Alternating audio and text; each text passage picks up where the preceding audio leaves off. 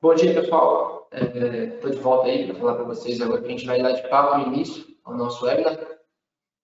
Primeiramente, eu gostaria de agradecer a presença de todos vocês. De fato, foi uma surpresa para nós a presença de muitas pessoas. A aderência foi muito boa, né?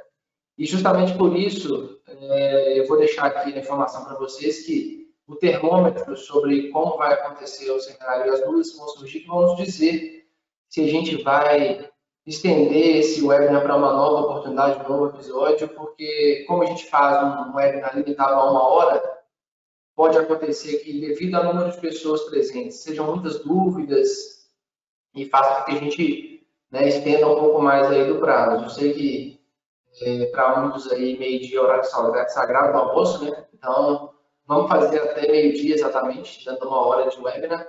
E se a gente vê que tem a necessidade de, né, voltar ao assunto, comentar alguns pontos, a gente pode usar tanto e-mails quanto fazer um novo webinar. Eu vou aguardar a opinião de vocês no final, tá? Se vocês acharem interessante a gente aprofundar algum assunto ou quiser levar mais informações, a gente vai poder fazer isso numa outra oportunidade, caso vocês queiram. Então, eu vou avaliar aí a opinião de vocês no final, tá? Bom, eu vou dar início ao nosso webinar, né? Eu vou apresentar para vocês aqui todo o nosso conteúdo, justamente o que está como proposto do dia, né? E vamos dar início então. Bom, pessoal, o nosso tema, né, já foi, como está descrito no anunciado, o que é análise de ciclo de motores. Eu vou comentar para vocês justamente aqui o que é essa técnica. E começo falando sobre mim, né? Eu sou funcionário da Politécnica MGS já há 9 anos. Desde quando eu iniciei meus trabalhos aqui, eu já trabalho com a técnica e com a tecnologia da Aldez, que eu vou comentar mais adiante, que é justamente a técnica de MCA.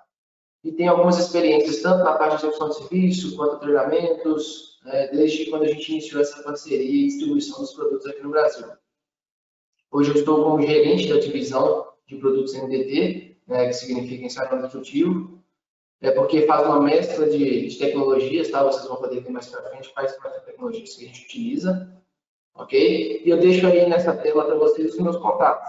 Esses contatos aí estão totalmente abertos para dúvidas futuras, caso queiram me ligar para falar um pouco mais aprofundado sobre a técnica ou sobre algum instrumento em específico, ou queiram também agendar uma visita para uma demonstração, ou algo do tipo. Estou aberto aí ao que vocês precisarem, ok?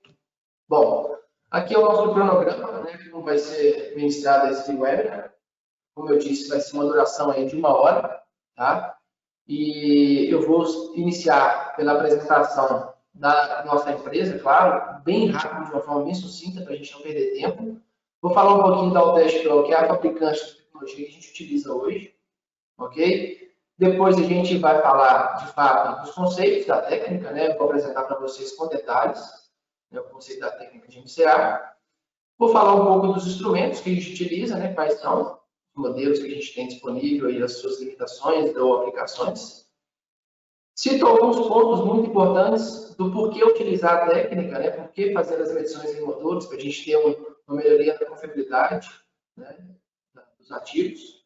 E, como eu disse, no final a gente deixa para dúvidas e esclarecimentos. A minha ideia, tá? Eu não sei se eu vou conseguir ser tão pontual assim, é que a gente faça uma apresentação aí de até 50 minutos e fique em 10 minutos no final para dúvidas. Só que, como são muitas informações, talvez a gente extrapole um pouco esse tempo aí.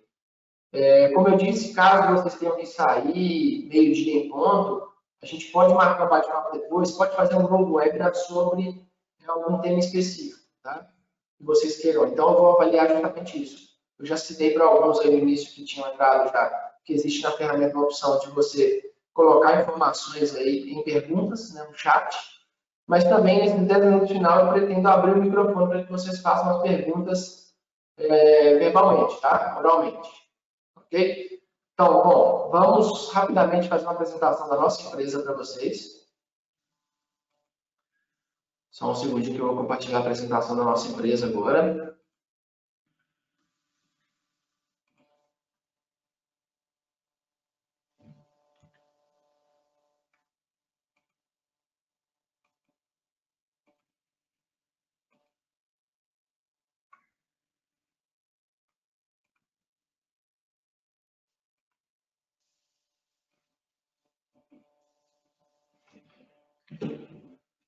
Bom, a Profitecnica MGS é uma empresa, ela é oriunda de serviços de preditiva, tá? A gente está no mercado desde 1995, com o nome inicial MGS Tecnologia. A gente iniciou os trabalhos aí voltados basicamente a serviços. Em 2006, nós iniciamos uma representação dos produtos Prüftechnik, que é uma fabricante alemã de soluções para manutenção preditiva, onde eu vou citar um pouquinho mais à frente. Né? Em 2016, ocorreu a joint venture entre as empresas, né? Então a gente se tornou uma subsidiária da Prüftechnik no Brasil, não mais uma representante. Tá? E no ano passado, no final do ano passado, houve a fusão da Prüftechnik, né? A incorporação, na verdade, da Prüftechnik dentro do grupo Fluke Reliability Solutions, que todo mundo aí deve conhecer como Fluke. Então, hoje, nós respondemos a ele, nós estamos dentro do grupo Fluke com soluções Prüftechnik MGS. Tá? E como a Altest entra nessa história? Né? A Altest ela é uma tecnologia que não pertence à Prüftechnik, mas nós temos o direito e a distribuição exclusiva no Brasil de trabalhar com essa ferramenta, justamente porque não é uma ferramenta, uma tecnologia que concorreria ou traria algum tipo de portfólio duplicado dentro do nosso trabalho de atuação no Brasil. Né? Então, por isso a gente continua trabalhando com a tecnologia da Altest Pro. Ela não é da Prüftechnik, isso tem que ficar bem claro para vocês. Tá? Dentro da nossa empresa, a gente tem algumas divisões, né, alguns departamentos, onde existe um departamento de produtos Prüftechnik, que trabalha com soluções em alinhamento a laser. Tá? Então, tem alinhadores de eixo, alinhadores especiais de superfície, paralelismo de voos, tem uma série de soluções para alinhamentos especiais. Temos a linha de CM, que é monitoramento de condição, que são instrumentos para análise de vibração, tanto online quanto offline. Dentro dessa divisão de CM também existe uma tecnologia de ultrassom, né, que você já deve ter ouvido falar, para inspeções de vazamentos, fugas de ar, vapor, inspeções elétricas também, tá? E existe também o software de gestão de todas essas ferramentas, onde você consegue controlar dados, acompanhar tendências, né? Para fazer justamente a gestão dos ativos através das tecnologias da Prüftechnik. Tem uma divisão de produtos MDT, que é justamente aqui eu sou o gerente hoje, onde nós temos as soluções da Prüftechnik, mas essas são voltadas à linha de produção de tubos, barras, fio máquina, utilizam duas tecnologias diferentes, eddy current, né, e flux leakage, que é fuga de fluxo magnético. Essa é uma linha bem específica para a linha de produção, não são instrumentos portáteis. Nós temos também um tipo de sensor para a condição de óleo que avalia a presença de partículas metálicas. Tá? Então, você fazer um monitoramento online da presença de partículas metálicas no óleo lubrificante de caixa de redutores ou diversos tipos de aplicação. Nós temos dentro dos produtos MDT uma gama de produtos que não são Prüftechnik, por isso a gente chama de MGS, que veio lá da MGS Tecnologia, né? Que é justamente a Altest Pro, que eu vou falar com vocês, né, hoje um pouco sobre ela. Nós temos uma gama de produtos também para lubrificação automática, né? Que é o fabricante Easylube. Ok? Dentro da nossa empresa também temos uma divisão de serviço que utiliza todas as ferramentas que eu já citei, tanto de CM quanto de alinhadores, quanto a parte de MGS, né? Como os serviços de medição de motores, os serviços de inspeção de acústica. Né? Então, a gente tem uma série de aplicações especiais como serviço também. Então, nós vendemos o produto e também vendemos o serviço utilizando as ferramentas que a gente tem no nosso portfólio. Tá? Uma das tecnologias que são destacadas aqui como referência da Prüftechnik é o Paraline, que é uma tecnologia que essa não é vendida como produto e sim apenas como serviço, que é uma tecnologia para alinhamento de rolos, tá? Utiliza aí uma tecnologia aeroespacial, uma tecnologia bem específica, utilizada em indústria de papel celulose, algumas siderurgias, aplicação de fabricação de pneus, tem uma gama aí bem ampla de atuação, indústria de plástico também, que é bem específica para essa aplicação, é paralelismo de rolos. Tá? Aqui alguns dos nossos clientes. Como eu disse, eu não vou dar muito detalhes sobre a apresentação da empresa, porque a gente tem pouco tempo. Ok? Então, agora vamos voltar lá para a nossa apresentação. Vamos dar sequência ao nosso webinar.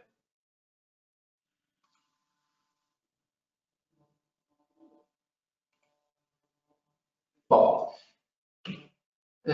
Vamos falar agora sobre, de fato, a Altest Pro.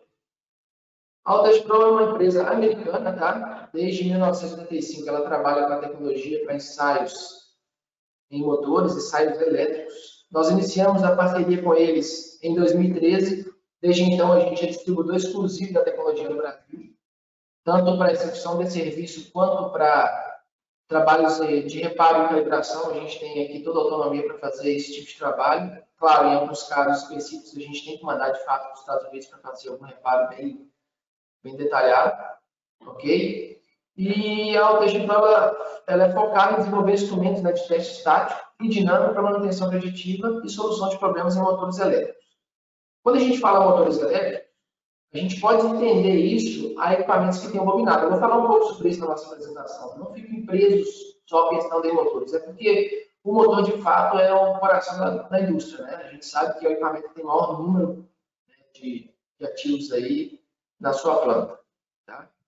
E um grande detalhe, né, e um destaque que eu cito para vocês aí da Altest é justamente o método. A gente utiliza um método, né, a técnica de MCA, é um método revolucionário que facilita muito a interpretação das informações medidas, fazendo com que qualquer pessoa, claro, com um mínimo de conhecimento, né, de elétrica, consiga fazer uma leitura, uma medição e trazer as informações para colocar no relatório com indicações de plano de ação. Consegue interpretar muito facilmente isso. Não precisa ser nenhum especialista. Claro que você tendo conhecimentos mais detalhados, você consegue aprofundar mais nos testes, fazer uma peritagem, né? Conseguir avançar nas informações que você está captando. Mas a ideia é dar o teste de desenvolver instrumentos que possam ser utilizados por qualquer pessoa na indústria. Tá? Mecânicos, eletricistas. Essa foi a ideia deles. Bom, aqui justamente os pontos principais, né? Eles são fáceis e seguros de serem utilizados, portáteis e leves, tá? A visualização imediata da falha, então assim que você conclui uma medição, ele já traz para você algumas informações sobre possivelmente quais são as falhas presentes, se existirem, né? Tem um detalhe importantíssimo nos instrumentos de preditiva, né, que eu vou citar mais para frente quais são, onde você consegue fazer uma comparação das medições feitas durante a medição, ou seja, você não precisa descarregar o computador para fazer um comparativo da medição anterior à atual ou uma medição de referência, né? Isso é um ponto muito interessante. Justamente por isso que eu cito, apresenta qualquer mudança ao longo do tempo aí, né? E claro, você tem isso também acompanhado pelo software. E ele realiza diferentes medições para facilitar a análise e interpretação dos dados obtidos. Aqui eu falo para vocês um pouquinho das falhas elétricas, só para a gente começar a situar, né, e entender um pouco da importância de se ter uma tecnologia para acompanhamento dos parâmetros elétricos, vamos dizer assim, dos componentes elétricos e as falhas que são oriundas desses parâmetros. Então, esse é um gráfico que a gente consultou no Instituto Modus, a gente tem ele compartilhado aqui, porque somos hoje, inclusive, uma empresa certificadora Modus no Brasil, tá? E ela traz essa informação que, caso vocês queiram pesquisar por outras fontes, vocês vão chegar em números muito próximos a esse. Em motores elétricos, a gente tem uma distribuição de falhas onde 41% de falhas estão relacionadas a problemas de enrolamentos, 12% relacionado a desbalanceamento e desalinhamento, 10% relacionado a rotor e 37% relacionado a estator. Se a gente for fazer uma comparativa entre falhas mecânicas e elétricas, a gente pode observar que 47% das falhas estão relacionadas a problemas elétricos, a componentes elétricos. Então, é um percentual muito impactante para a gente não ter por trás ferramentas que vão nos mostrar isso. Se a gente ficar só focado em fazer acompanhamentos mecânicos, a gente fica limitado a 50% das possíveis falhas que estão presentes no motor, 53%, para ser mais preciso. Então, a gente tem que ter, de fato, uma tecnologia para inspeção elétrica para cobrir os outros 47%, que representam muito, né? Quase metade do que a gente está falando.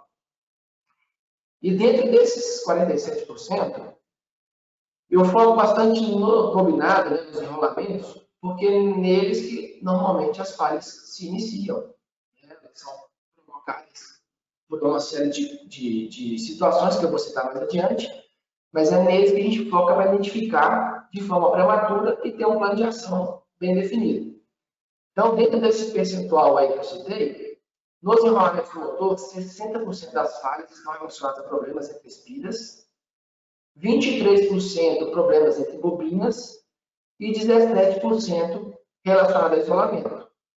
Esse isolamento aí, de fato, a gente pode avaliar como um todo o isolamento entre bobina e carcaça, mas também o isolamento dos condutores, tudo isso. Só que os 17 que eu estou querendo representar aqui é exclusivamente entre bobinado e carcaça, tá? Fuga para massa.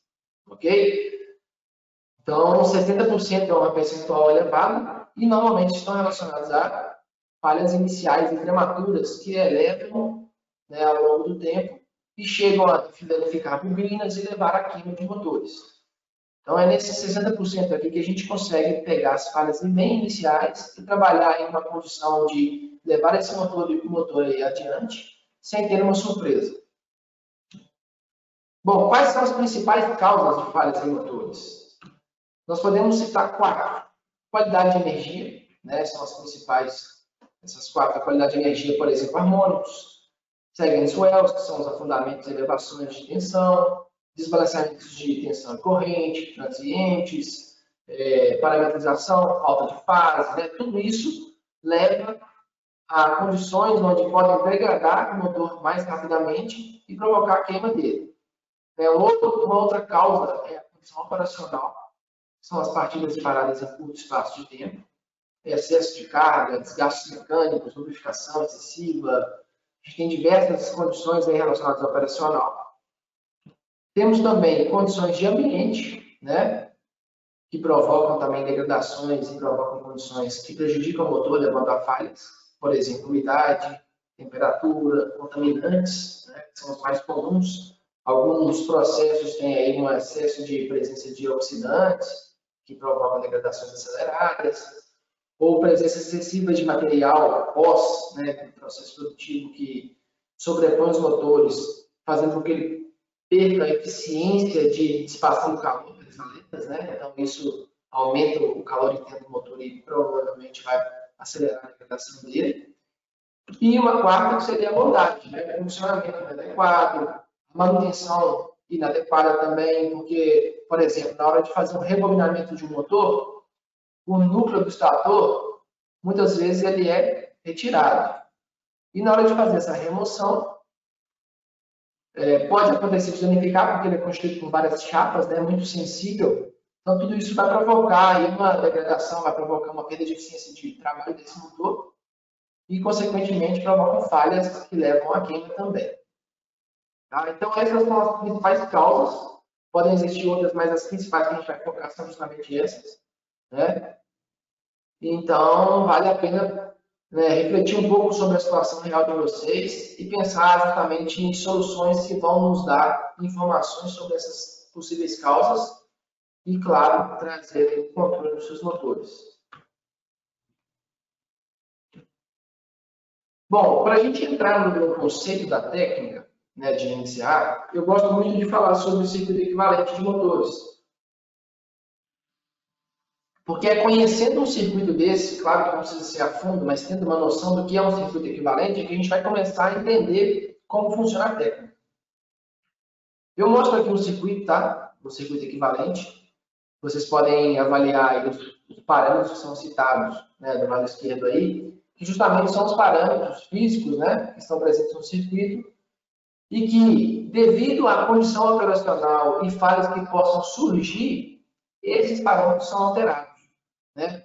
Quando uma falha ocorre no enrolamento devido a um desenvolvimento de curto, contaminação, núcleo danificado ou algum desbalanceamento, resultará em uma alteração nas propriedades elétricas do sistema de isolamento. Então, qualquer influência que aconteça, seja ela uma falha mecânica, seja ela uma falha elétrica, como eu citei, e as causas, elas geram, de fato, alterações nas propriedades elétricas. Como exemplo, eu cito no caso de uma contaminação ou no caso de um problema de enrolamento, a capacitância ou a resistência vai alterar. Né? Então, é com base nessas informações, nessas propriedades elétricas que a gente foca. O MCA ele é muito baseado justamente nessas propriedades elétricas. Eu vou entender mais para frente quando eu começar a falar dos componentes que a gente mede, né, os parâmetros que a gente mede, e vão arremeter justamente ao circuito, tá? Ao circuito equivalente. Bom, vamos falar diretamente sobre ela, então. Como funciona o MCA? O MCA são vários testes de baixa tensão. Aí eu chamo a atenção esse ponto aí, baixa tensão, porque de fato é um teste não destrutivo. Tá? A gente está aplicando aí em torno de 10 volts no bobinado de um motor, ou de um transformador, gerador, né? Então isso é uma tensão muito baixa, de fato não provocaria nenhum dano no seu bobinado. E a gente mede vários componentes do motor, né? O equipamento que a gente está medindo ativo, numa condição onde ele esteja parado, ou seja, sem energia, tá? Estático. Então a gente faz essas medições com equipamento estático. E ele é projetado, né, essa técnica é projetada para detectar e separar as falhas do bobinado, né, as falhas de isolamento entre carcaça e terra, falhas de rotor, sendo ele galho de esquilo, ou seja, rotor bobinado. Então, o que a gente vai conseguir identificar através da técnica é os parâmetros medidos para cada componente do motor especificamente. Então, a gente consegue aprofundar onde está a falha e qual é a falha. Ok? Ainda dentro dos princípios, né, como funcionaria isso? Por exemplo, um motor trifásico. O ideal é que todas as fases sejam idênticas. Né? Tem um equilíbrio, né, em seu circuito equivalente. Portanto, todas as características normalmente devem ser semelhantes. Né? Sua função, sua operacional tem que ser bem equilibrada.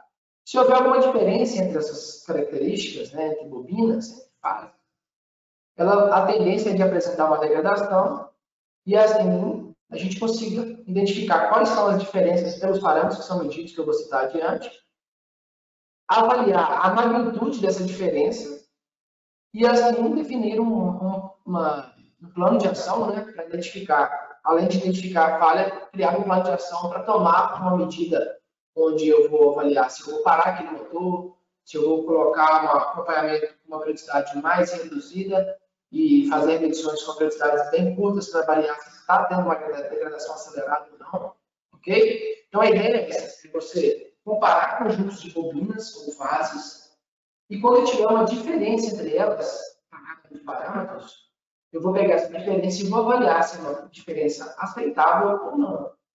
E quem que determina se é aceitável ou não? É só o analista? Não. Ele vai se basear em normas. Os parâmetros que eu vou citar adiante, eu vou citar quais são as normas que são utilizadas para eles, né? E, de fato, as tolerâncias são baseadas em históricos de normas, então não tem como fugir. Né? Se está diferente e essa diferença está acima da tolerância, é sim, de fato, uma falha. Então, você pode tomar um plano de ação baseado nisso. Vai depender da magnitude dessa diferença. Aqui estão os parâmetros que a gente mede com a técnica de MCA.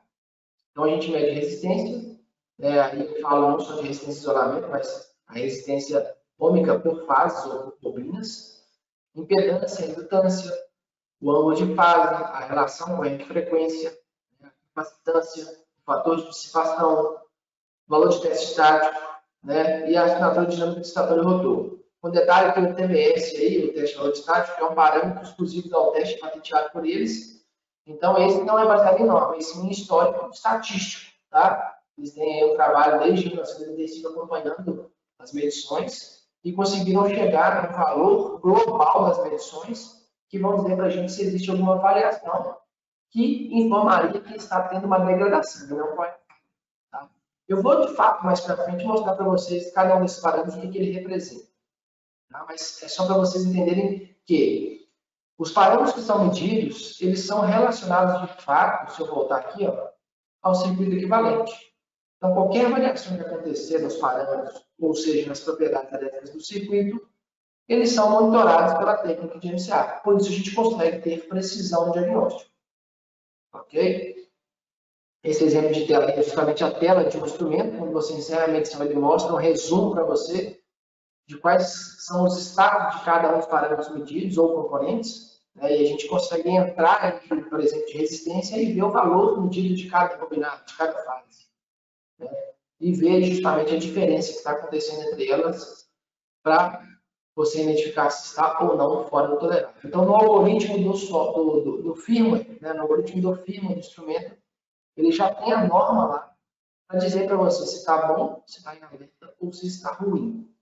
Ok? Bom, quais são os equipamentos-alvo? Eu citei lá no início, a gente fica falando muito em motores, mas a gente pode estender isso a outros equipamentos que têm bobinado. Por isso que eu cito aqui geradores, alternadores, motores de máquinas e ferramentas, motores de tração, transformadores de controle, transmissão, distribuição, ou seja, qualquer equipamento que tenha bobinado. E aí pode surgir uma pergunta de vocês aí que vai falar no final, quais são as limitações que estão relacionadas à potência, à tensão, à corrente? Bom, na verdade, a gente tem limitações por instrumentação, levando em consideração a tensão nominal desses equipamentos. Mas essas são baseadas em cada um dos equipamentos que eu vou citar. Tá? Então, a gente tem equipamentos que podem medir artigos de baixa tensão, de média tensão, por exemplo, 6.600, 3.800. Então, vai depender do instrumento que você está portando. Ok? Quais são os locais onde a gente faz a medição? Né? O ponto onde eu vou inserir as minhas pontas de prova. Então, a gente pode fazer as leituras diretamente no CCM. Né? Eu vou desconectar o que está para trás do meu circuito, ou seja, o painel, o inversor, o que está ali para trás, e vou conectar nos terminais de saída para medir justamente cabos, conexões e o bobinado do motor, né? O enrolamento e rotor, assim por diante. Então, a gente tem a possibilidade de fazer as medições sempre do CCM. Só que, para a gente confirmar que a falha está no motor, caso eu encontre alguma falha na minha medição, eu tenho que ir lá diretamente na caixa de ligação para justamente identificar se a falha está ali dentro ou se ela está para trás, se está no cabeamento, ou está nas conexões. Né? Por isso que eu digo aqui, nunca condene o motor pelo CCM. Numa integração, numa aplicação de funcionamento da técnica, né, no cliente, a gente sempre diz para eles terem referências de leitura, ou seja, uma medição feita pelo CCM e uma medição inicial feita pelo motor. Para a partir daí você ter tendências sempre feitas pelo CCM, quando apresentar uma diferença, vai no motor, mede novamente e compara com a referência do motor e não com a referência do CCM, para você ter, né, a informação correta, comparativos corretos e coerentes. Tá? Bom, quais as falhas que a gente busca? Nós buscamos falhas entre espiras, que representam 60% das falhas, lembrando do gráfico inicial. Né? Nós buscamos falhas de bobinas, falhas entre fases, falhas de isolamento, né? Falhas nos cabos, justamente por isso que eu falei, quando a gente mede o CCM, eu consigo pegar o circuito por completo. Ok? Falhas nas conexões, e aí eu vou citar mais adiante quais são, mas só para situar vocês, é o tipo de falha mais comum que a gente vivencia aí na indústria. Né? São oxidações terminais, ou apertos diferentes entre terminais, onde eu tenho uma folga ali no mau contato gerado por um aperto não bem feito, né? Ou até mesmo, em alguns casos, que a gente já pegou terminais diferentes na hora de fazer a clipagem, talvez porque não tinha um idêntico lá em estoque, ou uma xerifada, ou um terminal diferente. Tudo isso aí, gente, provoca um desbalanceamento de resistência entre fases que vai provocar uma degradação do motor. Tá? Além das falhas que a gente busca no bobinado, a gente também tem a possibilidade de identificar falhas em rotores de gaiola.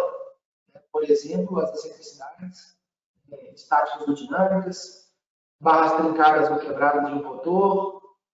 Em alguns casos, que não são muito comuns hoje, mas nos motores antigos, os vazios de função, né, as bolhas presentes na função do rotor, né? Então, a gente consegue também avaliar problemas de rotor com a técnica, ok? Eu vou citar como faz isso mais adiante. Bom, falando aí dos parâmetros de detecção de falha, para aprofundar um pouco, porque eu citei todos eles lá, mas só para vocês conhecerem um pouco, né? O que cada um consegue medir e o que cada um nos diz. Por exemplo, os parâmetros de ângulo de fase e corrente de frequência são dois parâmetros muito assertivos, de acordo com a norma, né, a I3E que está aí citada aí, a 415, vocês podem até consultar, né, I3E, elas nos trazem informações muito claras sobre a presença de curtos, que podem ser curtos entre espiras, curto entre bobinas ou entre fases, ou seja, curto entre uma espira ou mais, numa mesma bobina, curto entre espiras de bobinas diferentes ou curto entre espiras de fases diferentes. É interessante a gente entender por que existem esses 3 tipos de curtos, porque dependendo da situação, eu tenho uma aceleração mais rápida na degradação do motor, principalmente quando eu falo de curto entre fases. É um fenômeno, né, físico que nos traz esse comportamento. Tá? Então é importante entender isso. E aí, esses 2 parâmetros nos dizem justamente essas diferenças. Quais são as tolerâncias pela norma? Eu vou citar mais adiante, mas o objetivo meu não é aprofundar nesse detalhe, porque senão a gente ia gastar muito mais do que 1 hora. Mas se vocês quiserem depois conhecer um pouco mais, eu tenho várias informações sobre isso, eu posso apresentar detalhadamente. Ok? Bom, outro parâmetro que eu cito aqui é a resistência. Como eu falei, é um tipo de falha mais comum que a gente vivencia. E essa resistência ômica que a gente mede, ela nos diz muito sobre problemas de mau contato, folgas e oxidação nas terminais. Essas fotos aí foram feitas recentemente no motor de médio porte, onde ele apresentava pelas imagens térmicas que foram feitas antes de chegar no MCA, que foi contratado como serviço, um aquecimento considerável, e a gente conseguiu identificar que existia uma diferença de resistência entre fases muito grande, tá? E justamente aí em U2, aí, né, onde vocês estão vendo aí em S, né, a gente conseguiu identificar que por trás da caixa de ligação existia ali um mau contato que provocava o aquecimento. A sorte que a gente conseguiu atuar previamente, né, e conseguimos fazer o reparo e evitamos a queima desse motor aí. Okay? Então, é um tipo de parâmetro muito preciso para avaliar esse tipo de condição. Existe o conceito de que eu consigo, com o milímetro, identificar curto. Sim, você consegue chegar ao curto, mas quando o curto está em estado avançado, né, o desenvolvimento de curtos. Não curto franco, tá? Isso tem que ficar claro para vocês. Então, quando você tem um desenvolvimento de curto, um curto prematuro, né, uma vitrificação, um trinco entre espiras e provoca fugas iniciais, um e outro. Então, esse tipo de falha, quando ela é muito inicial, a resistência não nos diz nada. Só quando está em estado avançado e chega a tomar aí uma bobina por completo. Outros parâmetros aqui que a gente pode citar, que são importantíssimos, né, e bem precisos também, são os parâmetros para diagnóstico de falhas de contaminação e sobreaquecimento, que são justamente a capacitância e o fator de dissipação. A capacitância, ao medir esse valor em um motor novo, ele é usado como tendência, ele não é conclusivo numa primeira medição. Mas você consegue acompanhar as variações ao longo do tempo que vão nos dizer se está acontecendo alguma absorção de umidade, uma degradação térmica do sistema de isolamento, ou um acúmulo de contaminantes, né? Ele é muito preciso para esse acompanhamento. E o fator de dissipação, esse sim é conclusivo. Numa única medição você consegue dizer se tem ou não contaminantes. Né? Como está escrito aí, a relação entre perda de potência resistiva e a perda de potência reativa do material isolante. Então, quando eu tenho uma presença de contaminantes ou um alto teor de umidade, ele muda drasticamente e nos diz em percentual qual que é a situação real. E isso, como eu disse, é baseado em norma e também é conclusivo. Esse parâmetro por si só, você medir uma vez só, você consegue dizer se está contaminado ou não. Aqui é um exemplo de algumas imagens que a gente tem de medições onde eu tenho um bobinado, né, com contaminação por excesso de lubrificante, né? Alguns pontos de sobreaquecimento por carbonização, você consegue ver aí na cabeça da bobina. Né? Bom, outro parâmetro da detecção de falhas, sim, esse voltado a rotor de gaiola, é a análise de assinatura elétrica. A gente faz um giro, né, realizando as medições, um giro contínuo e bem suave. É um giro manual, como eu disse, essas medições para iniciar são equipamentos desenergizados, fora de operação, então você vai fazer um giro do eixo de forma contínua para traçar uma senoide, né, de indutância e avaliar os desvios que possam estar presentes devido a falhas no rotor, como eu já citei, trincas em barras, eletricidades, né, ou bolhas. Tá? E com esse tipo de medição, como eu estou avaliando uma indutância mútua entre o meu bobinário e o meu rotor de gaiola, eu também posso identificar, né, um desbalanceamento entre fases, entre bobinados. E aí, esse desbalanceamento, de fato, ele pode ser gerado por uma falha presente que é diagnosticada pelos outros testes, outros parâmetros que eu citei anteriormente. Ok? Se eu identificar uma falha no meu rotor por esse teste, se eu quiser aprofundar o teste com o MCA para chegar à conclusão de qual é o tipo de falha no meu rotor, a gente tem um teste, né, que é o teste de influência do rotor, conhecido como RIC, né, onde eu vou fazer giros, né, eu vou definir, por exemplo, uma posição inicial do meu rotor, vou colocar a chaveta lá do eixo na vertical, a 0 hora, vou fazer uma primeira medição, e vou girar gradativamente, né, em graus, de acordo com o número de polos do motor. Por exemplo, motor com 4 polos ou menos, eu giro de 7,5 em 7,5 graus. Tá? Então, eu posicionei ele a 0 hora, vou fazer uma primeira medição, vou girar 7 graus e meio, registrar a medição, até completar uma volta se eu quiser. Dependendo do número de polos, por exemplo, 4 polos, eu posso fazer um giro de 180, já é o suficiente.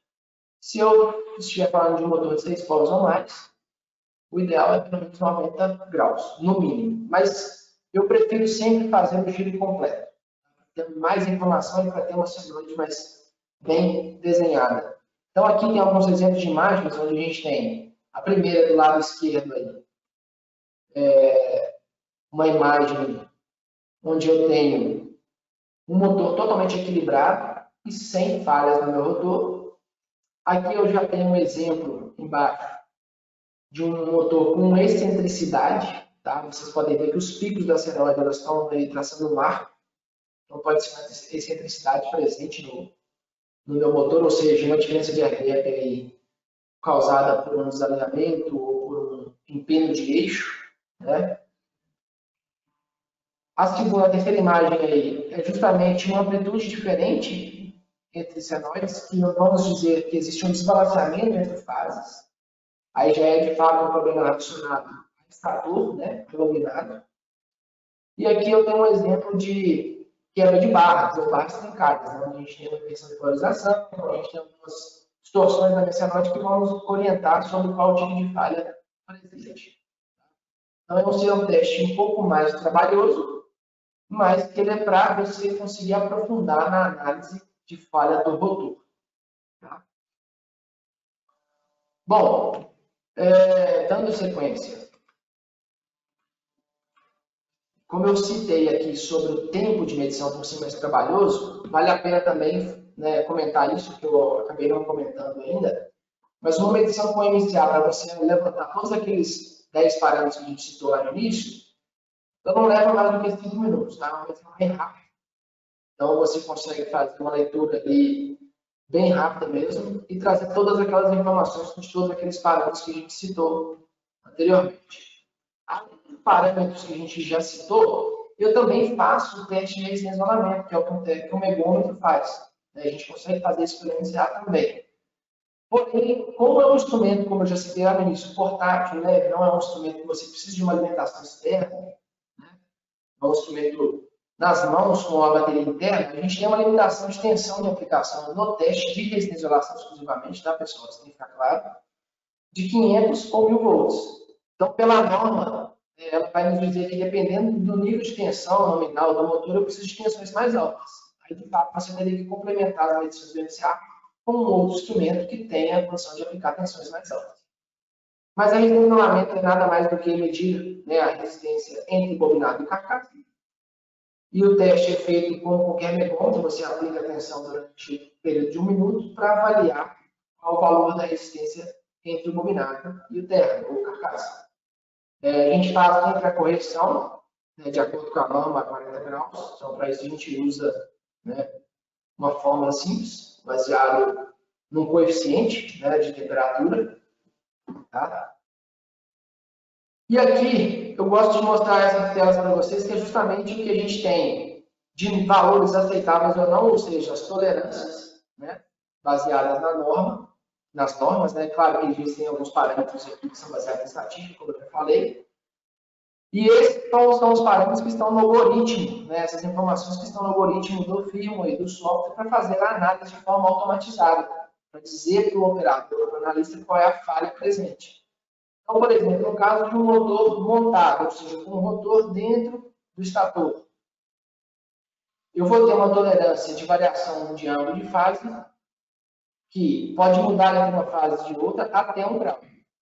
De 1 grau a 2, ele considera como um alerta, e acima de 2, ruim. Ou seja, existe de fato um curto presente no bobinado, um curto inicial, um curto prematuro. De acordo com a magnitude dessa diferença, ou seja, quanto maior ela for, maior o curto presente. Tá? Para a corrente de frequência, que é outro parâmetro também baseado em normas, as tolerâncias são em percentual. Então, é de até 2% de variação. Está considerado como bom. Entre 2 e 3, um alerta de uma possível falha. E acima de 3, mais um indício de que existe um curto no bobinado, um curto entre espiras. Aqui o fator de dissipação, que é relacionado à contaminação, como eu já citei. Este é conclusivo, né? Como eu falei, diferente da capacitância que é para acompanhar a tendência, o fator de dissipação é conclusivo, até 6%. É tolerável entre 6 e 10. Já existe um alerta de uma presença de contaminante ou sobreaquecimento, que está degradando o seu meio isolante. E acima de 10, de fato, já existe uma falha que está em processo de aceleração de degradação. Tá? O TVS é um parâmetro não baseado em norma, mas sim em estatística, também em percentuais. O isolamento, né, a resistência de isolamento entre bobinado e carcaça, esse é baseado em norma, né, como a gente consegue ver aqui as tolerâncias de acordo com o porte de motores. E aqui o desvio de resistência para identificar falhas de conexão. Tá? Por que eu cito aqui motor montado? Porque as tolerâncias para um motor desmontado, ou seja, sem o motor, mudam. E o porquê que isso muda? Justamente por causa dos valores de impedância e indutância. Por exemplo, nessa imagem aqui, quando eu tenho um motor montado, eu tenho um rotor que parou em uma posição específica, né? Como eu disse, eu meço ele estático parado, eu posso ter mais barras no meu rotor em relação às ranhas do estator. Por exemplo, nesse caso aqui, eu tenho 3 barras em relação a 4 ranhuras. Então, aqui eu vou ter uma indutância mútua maior. Por isso que ele fala aqui 13 mA mais 15 mA, 28. Nesse caso aqui, eu tenho 4 ranhuras em relação a 2 barras. Então, a indutância mútua aqui é um pouco menor. Então, 13 da alta indutância mais a indutância mútua, 24. Então, vou ter diferenças de indutância, mas que não são falhas. São geradas justamente pela posição que o rotor parou. Ok? Então, a gente faz uma reposição de rotor para avaliar, de fato, se é ou não uma falha. E por isso que eu digo que impedância e indutância não são parâmetros que são analisados de forma conclusiva, e sim baseados em tendência, baseados em comparativos. Tá? As tolerâncias, como eu disse, ela muda quando eu tenho um motor desmontado. Vocês podem ver que até o ângulo de fase muda. Tolerância zero, né, para ângulo de fase, para corrente de frequência também é zero. Então, tudo isso vai mudar um pouco. Né? Só um segundo, gente, porque eu tenho alguém que está com o microfone aberto aqui. Está gerando um pouco de ruído.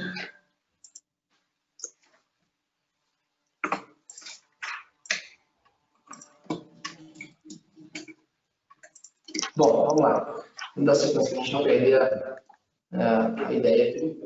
Então, quando eu não tenho o rotor, ele muda o comportamento e, consequentemente, as tolerâncias vão mudar também. Aí sim eu já começo a ter uma limitação de variação para impedância e indutância. E os outros parâmetros a gente consegue reduzir consideravelmente. Eu estou com as costas, eu não estou conseguindo pagar mais. Bom, motores de corrente contínua. Os motores de corrente contínua, eu já falei para vocês aqui, já listados, né? E assim por diante. Mas como eu estou falando de comparativo entre bobinas, eu posso... Só um segundo, pessoal. Oi.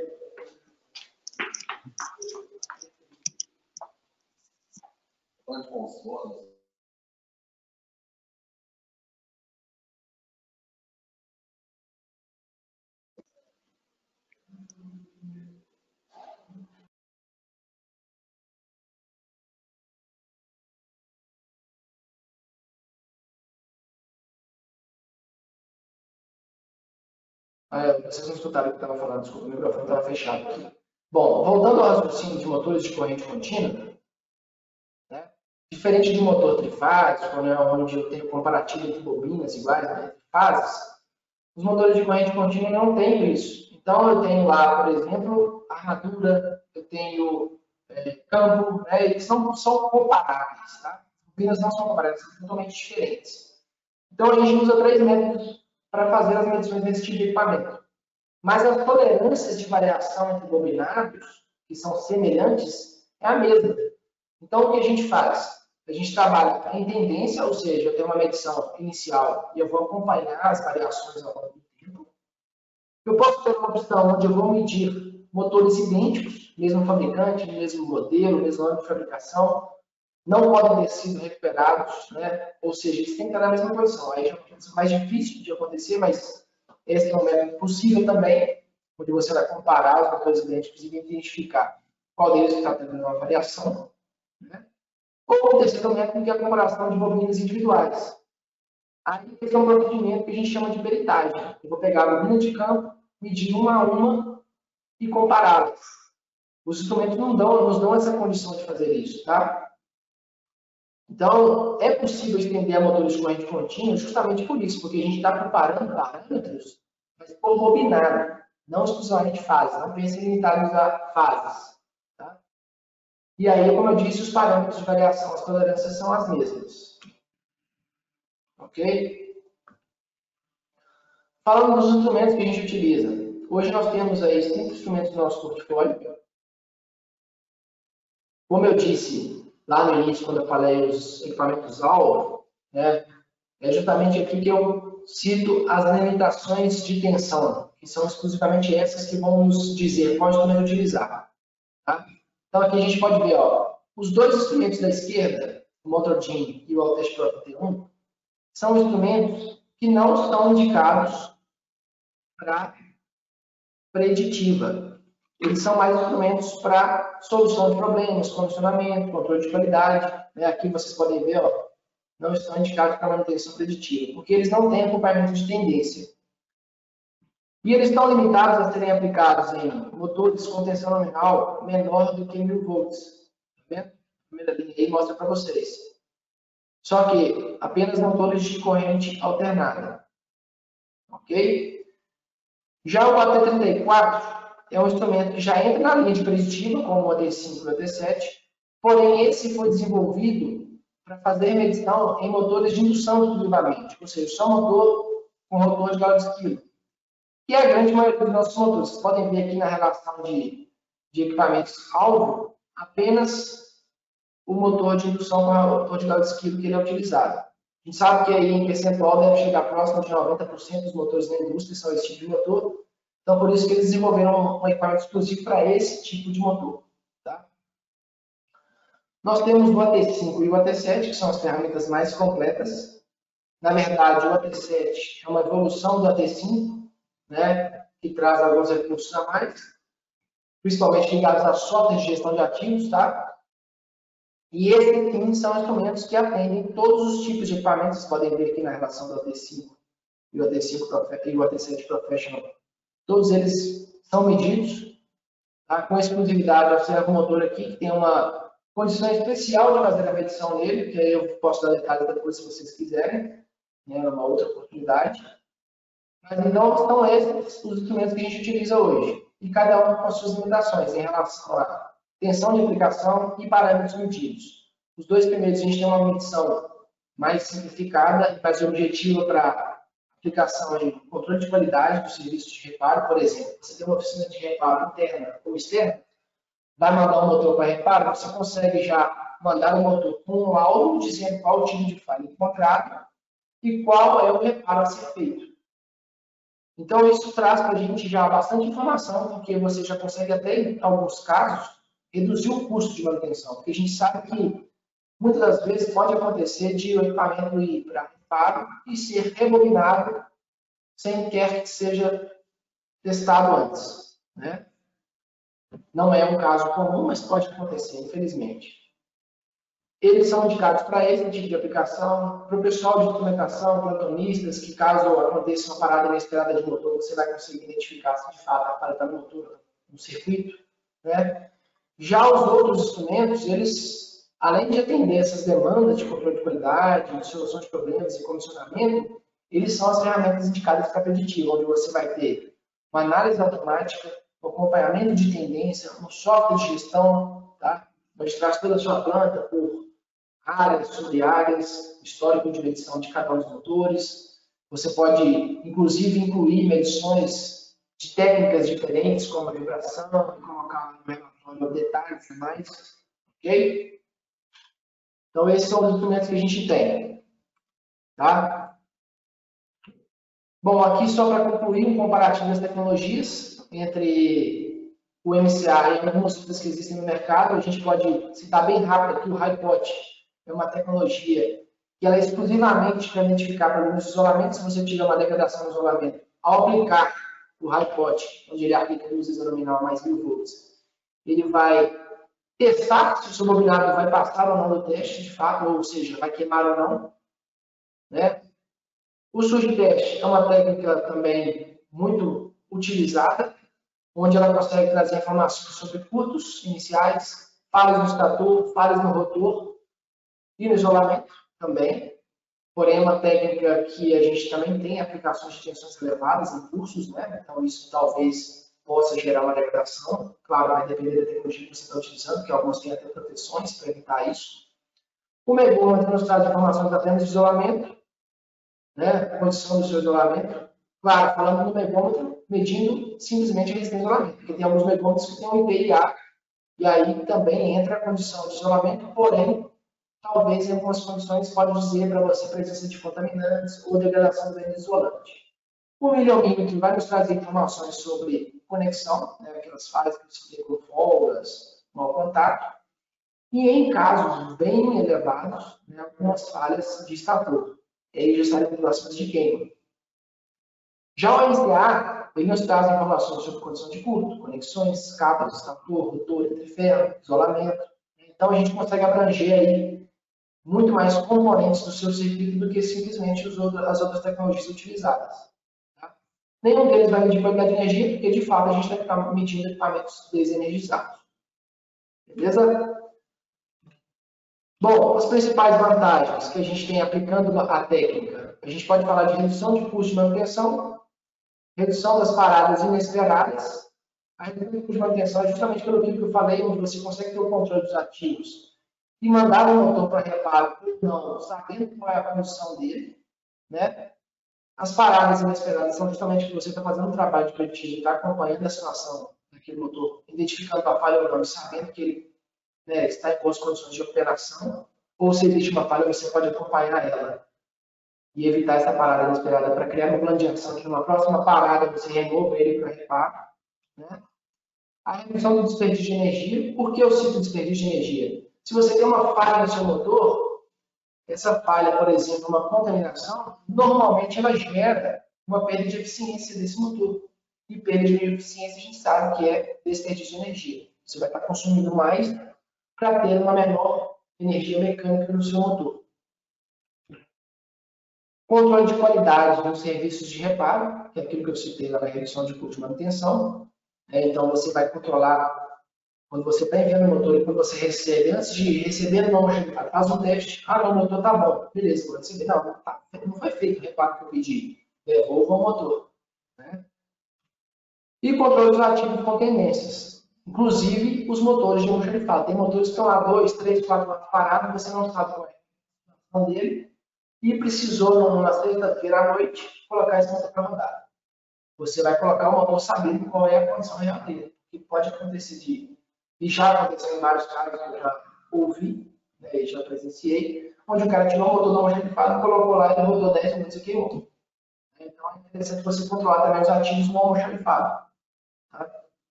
Então essa é a importância de se utilizar uma técnica que vai nos trazer bastante informação e com o objetivo de cobrir aqueles 47% que eu citei lá no início. Ok, pessoal? Bom, eu encerro, né, um pouco estourando o prazo aí que eu ia abrir de dúvidas para vocês. A gente disponibiliza no nosso LinkedIn e em outras plataformas o nosso calendário de eventos de webinars que a gente vai ter aí nos próximos, no final de abril do mês que vem, mês de maio. Vocês podem consultar lá e se inscrever. E eu abro agora o microfone para vocês colocarem as dúvidas aí. Deixa eu liberar aqui o microfone de todo mundo.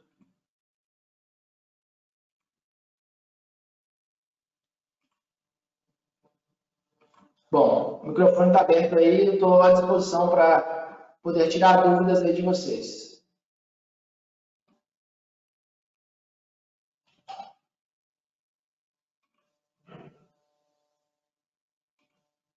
Só um segundo, parece que não está brincando, deixa eu...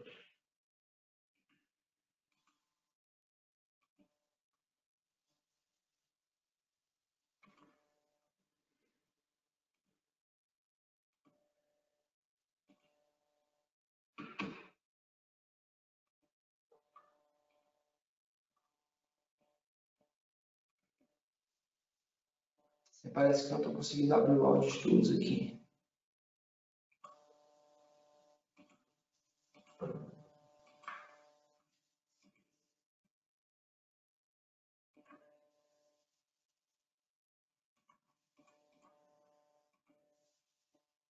Só um segundo.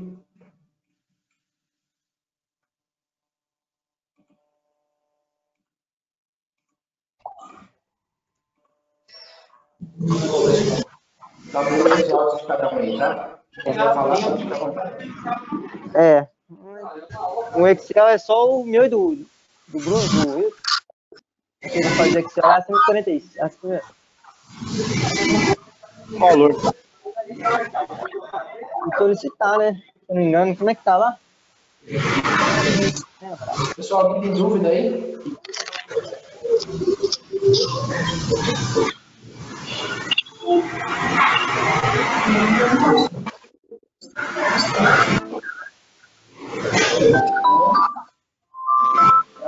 Tiago. Oi.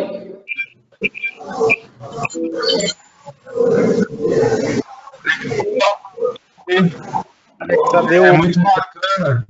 O Adriel tá com...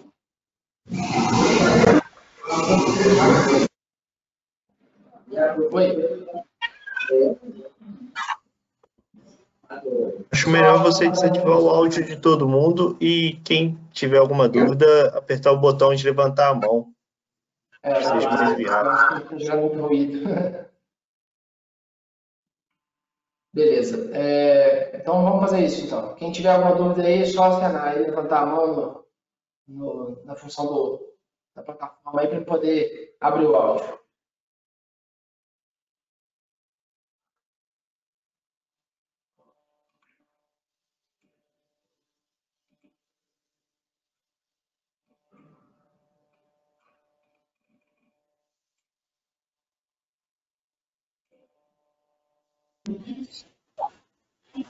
Wallace, pode falar.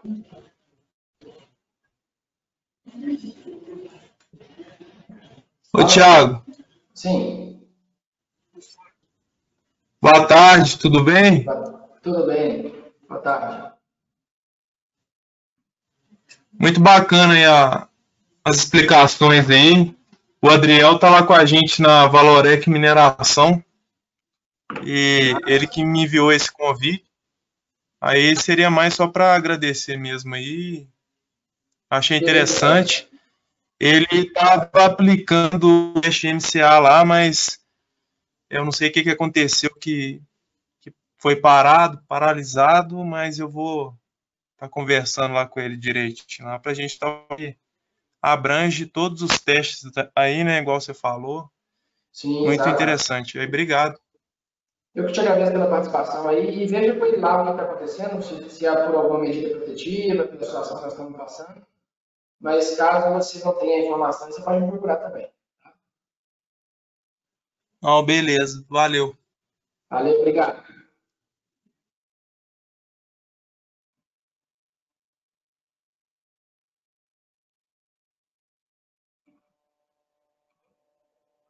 Douglas, está me escutando?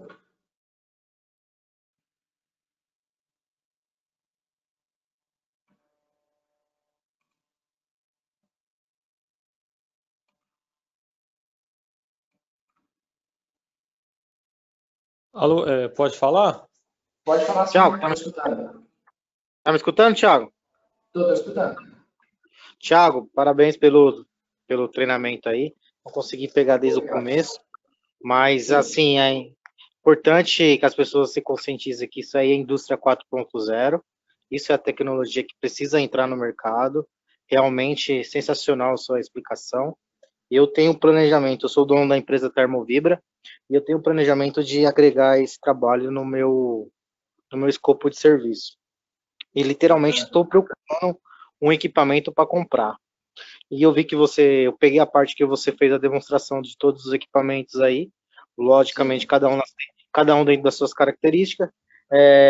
Eu gostaria, se você depois, eu não sei se pode ser agora ou em paralelo, me mandar para mim esse material que você fez a apresentação e também um preço do equipamento que a sua empresa utiliza para vender aí, para mim entender como que funciona e qual que é o custo estimado para investimento. E de volta a falar que é isso aí, é tecnologia, isso é indústria 4.0. A gente, como mandatário de preditiva aí, temos que cada vez mais se atualizar e reforçar nosso escopo de trabalho para não ficar para trás, porque senão a gente vai ficar para trás e as empresas elas vogam menos, gastar mais agora, não quer gastar mais com mão de obra e que tem mais tecnologia. A empresa que zela por produção vai seguir essa linha aí. Parabéns novamente.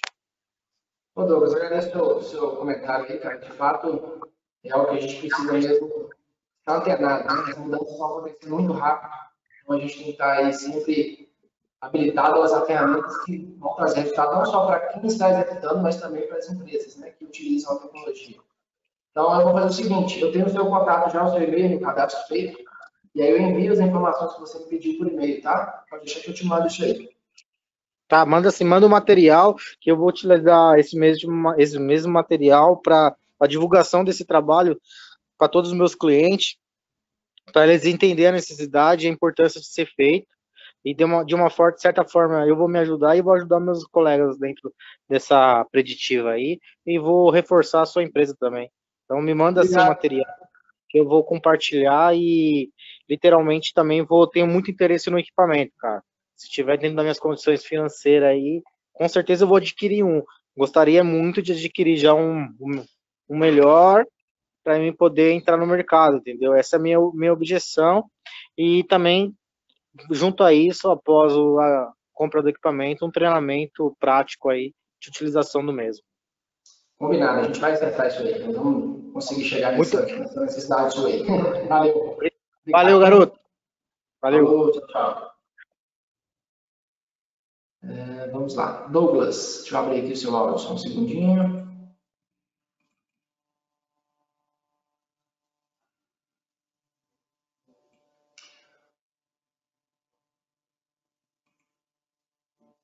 O Álvaro, já eu abro a sua pergunta aí, tá? O Thiago Douglas é quem falou agora. Oi? O Douglas é quem falou agora. Agora é o Álvaro. É, verdade. Queria procurar o Ellison aqui. Tá vendo o Álvaro agora. Só um segundinho.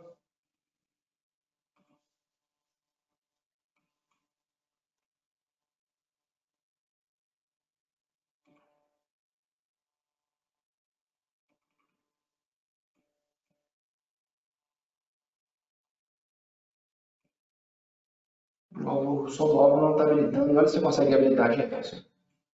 Habilitou. Álvaro, estou te escutando. Oi, Thiago, bom dia. Bom dia. Queria agradecer aí pela oportunidade de participar. Eu vi a propaganda pelo LinkedIn, né, achei bastante interessante. Eu trabalho numa indústria de alimentos e estou na equipe de confiabilidade aqui hoje. Achei muito interessante. Hoje a gente, né, só usa realmente o megômetro, então é uma ferramenta muito interessante. O que eu queria perguntar assim, a gente tem uma dificuldade muito grande em ter paradas programadas aqui para poder fazer esse tipo de análise.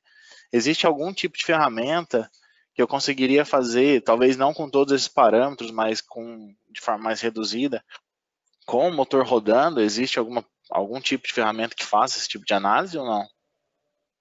Álvaro, existe sim. Inclusive, é uma segunda técnica que a gente utiliza também aqui. Como era muita informação, não consegui colocar nessa webinar, mas eu pretendo fazer no próximo, né? Que é a análise de assinatura elétrica dinâmica, né? Onde a gente faz as medições com o equipamento rodando.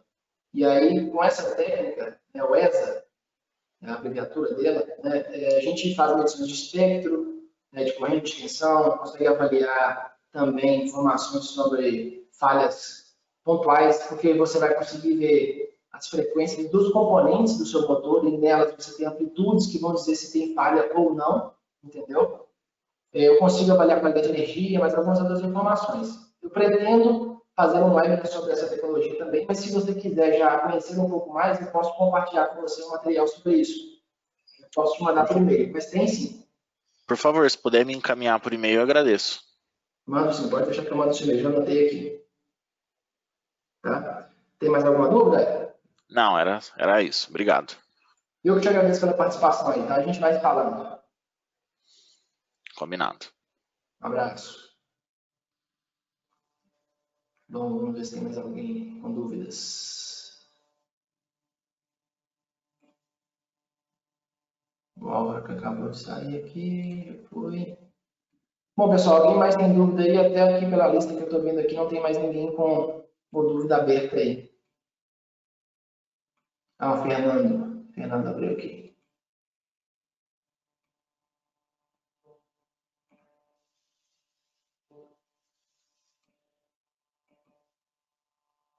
Thiago, Oi.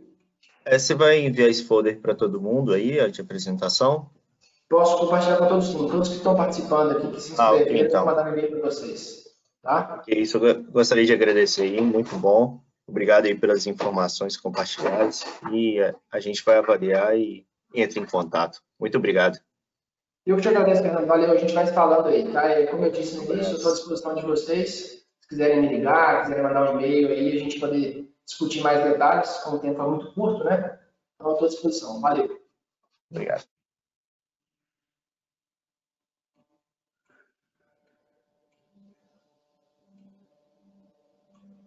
Alô? Oi, estou te ouvindo, Edson. Estou. Thiago, fazer uma dúvida, assim, mais questão da questão prática, da técnica, né, da execução. Primeiramente, parabenizar aí a apresentação, o trabalho. Gente, lá na OBC, lá que eu trabalho, a gente já vem utilizando, né, começou a utilizar recentemente essa técnica aí. E sim, tirar uma dúvida contigo, até a questão que você comentou aí, que os testes offline são feitos soltando, como eu disse, na caixa terminal, soltando os cabos de alimentação para não ter nenhum tipo de interferência, né? Isso. E, por exemplo, em aplicações por exemplo, com inversores de grande potência, que muitas vezes você tem 8 cabos por fase chegando na caixa de ligação do motor. Então, tipo assim, fica meio que inviável você soltar esses cabos, depois você torquear tudo, né? Vamos dizer assim, numa situação dessa que é inviável soltar esses cabos, né, por questão de uma ligação com o inversor, né? Aí você falou que o sinal que ele injeta é um sinal baixo, você falou 10 volts, se não me engano, né? Só que são sinais de alta frequência, baixa frequência, até para poder medir esses valores aí de capacitância, E qual que é, nesse caso, por exemplo, específico, como que é a tratativa no caso? Vamos dizer assim, não tem jeito mesmo, teria que soltar todos esses cabos, o que iria viabilizar a aplicação da técnica, nesse caso, ou vamos dizer assim, você poderia fazer e talvez você teria ali, você não negaria, mas você faria alguns parâmetros que você poderia ter ali, qual a influência, você já pegou alguma situação desse tipo? O Edson, de fato, quando a gente tem esse tipo de situação, fica um pouco complexo você usar os terminais. Inclusive, se você tiver que soltar os cabos, né, até as pontas de prova, elas vão ter uma certa dificuldade de conseguir fazer uma conexão adequada. Porque como a gente está medindo variações de resistência em miliohms, um mau contato da sua própria ponta de prova nos terminais pode te ajudar no buraco, no diagnóstico errado. Então, de fato, nesse tipo de situação, se você não tiver uma forma de medir diretamente do CCM desconectando os cabos, a gente recomenda você ir lá na caixa de ligação e medir solar. Eu sei que a gente está aí perdendo a chance de medir cabeamento. Talvez se você tiver o seu painel antes da saída, né? Entre o inversor e a saída, a possibilidade de conectar na saída, por exemplo, de um cabeamento, alguma coisa assim, dá para medir dali. Mas nesse caso, se não tiver, eu indico medir só o motor, tá? Porque não vale a pena arriscar aplicar tensões mesmo que baixas e com frequências altas no seu circuito. Você vai ter interferências nos resultados e talvez você pode prejudicar algum componente, alguma parametrização. Entendeu? Não é bom evitar. Entendi. Você fala igual, por exemplo, nesse caso que eu estava comentando, é até justamente isso aí. Vamos dizer assim, é da saída do inversor para o motor. Aí na caixa de ligação do motor, você tem chegando 8 cabos por fase. Aí, você entendeu?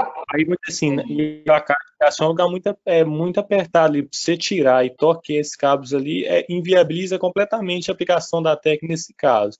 Aí eu falo o seguinte, vamos dizer assim, fazendo ali diretamente na caixa de ligação, mas com esses cabos conectados ao inversor, considerando tipo assim, que é um nível de tensão muito baixo. Tipo assim, você tem algum histórico de aplicação disso, vamos dizer assim, para pelo menos ter parâmetros de resistência, de impedância, ou não. Nesse caso, realmente, quando você se depara com a situação dessa, você não aplica a técnica.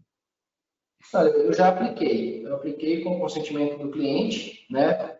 A gente conseguiu fazer um acompanhamento pegando o histórico sempre nessa mesma condição de medir o motor, só que aí eu limitei as medições a alguns parâmetros que de fato geram tensões mais baixas, que é o que eu citei, né, até 10 volts.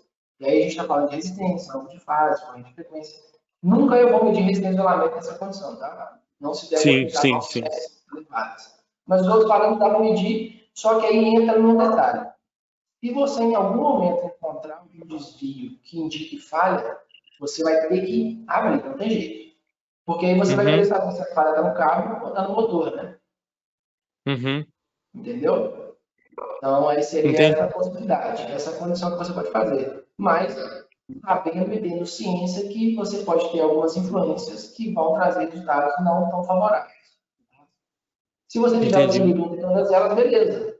Pode estar causando um efeito, mas que vai ter efeito igual em todas as 3 fases, né? Então é importante ter essa noção, tá? Mas dá para fazer. Não é o mais indicado, mas dá para fazer. Sim, não entendi, porque nesses casos assim, você sempre fica aquela questão, poxa, né, um monte assim, são alguns casos específicos que você acaba que não consegue soltar o cabo, né? Então como você já deparou com essa situação, com certeza em algum lugar aí, só para ter esse entendimento que mais, vamos dizer assim, mais solidificado aí, mas beleza, entendi, perfeitamente. Dá para usar, mas tem que ter esse consentimento que não aplicar valores de tensão, medições com aplicar valores de tensão alta e ter o parâmetro que dali pode ter uma interferência do cabo ali. Exato. E outro detalhe, presença de tensão, tá? Se tiver alguma tensão estática no circuito, alguma coisa presente em residual, isso aí pode ser prejudicial para o resultado e até para o instrumento. Então tem que ter essa tensão aí na hora de aplicar. Não, entendi. Tranquilo então, beleza. Obrigado aí, cara. Valeu. Você acha qualquer coisa à disposição.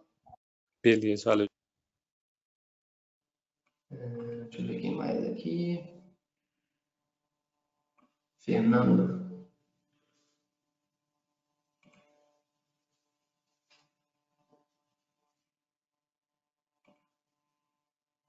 Fernando está aqui, mas está com o áudio desligado. Alguém mais, pessoal, tem dúvidas aí? Mais alguém gostaria de tirar alguma dúvida?